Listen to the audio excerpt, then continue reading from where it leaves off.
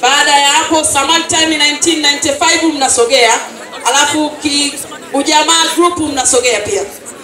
Asante, nashukuru kwa kupewa nafasi hii.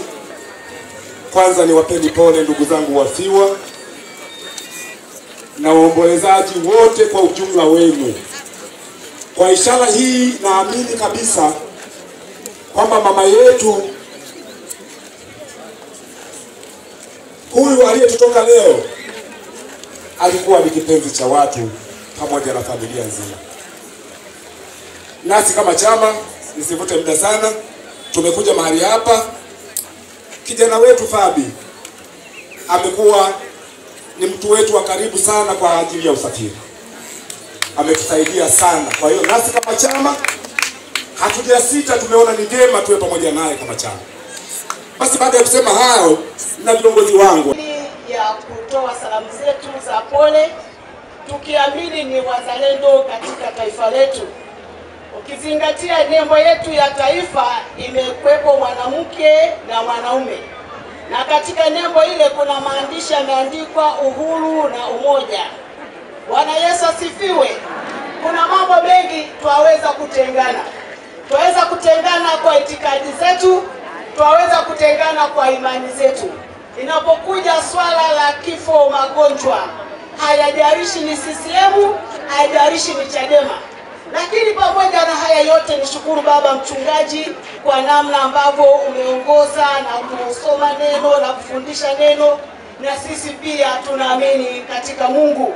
Na kabla sija kwenda kutoa salamu za lambilambi rasmi, naomba niwasilishe pia salamu za mwenyekiti wangu wa jimbo la Mbeya vijijini ambaye ni Getruda Jafet Lengesera. Anatoa pole za dhati katika familia hii ya Mwanyila. Kimsingi ni kwamba hatuna mwanachama yote katika familia hii, ila kwa kuwa msiba hauna mwaliko, na ndio maana na sisi tuko hapa. Sasa kwa kuzingatia haya, mimi ninayeongea hapa ni katibu mwenezi wa jimbo hili la Mbeya vijijini, naitwa Christopher Sengo. Lakini nimalizie baba mchungaji, kwa kuwa kuna askofu hapa, niombe tu nitoe salamu hizi kwa ufupi sana baba, kwamba mzazi mkuu wa taifa lolote na jamii yoyote ni haki. Haki ikiwepo katika taifa, tutapendana, tutashikamana. Lakini haki inapobezwa alafu ikatokea tukalichukulia kama ni jambo la kawaida, huwa inaleta machafuko katika taifa. Okay? Asante. Naomba nimalizie.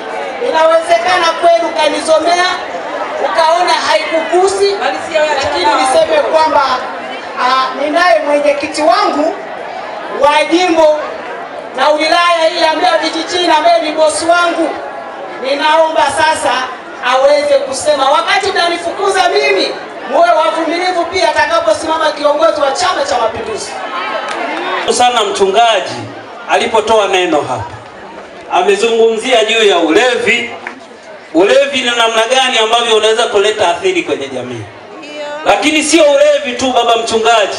Sasa hivi kuna vikundi vinateka watu. Hata utekaji nao ni sehemu ya kuvikemea. Hapa sisi leo tumekuja kulia na mama yetu, lakini tuna wenzetu wametekwa, tumeshindwa hata kwenda kuwazika. Tuna wachungaji wametekwa jana, kuna mchungaji ametekwa juzi, amekutwa ametupwa kwenye mapori. Kuna padri, katibu wa mapadri kwenye taifa hili, alipigwa na kitubutu, nafikiri ni rungu. Hatuko salama sote kama hatutaomba haki itendeke kwenye taifa hili, basi tunaenda kuliharibu hili taifa. Kwa ndugu zangu, hatutaki tukutane kwenye matukio kama haya tukiaga ndugu zetu.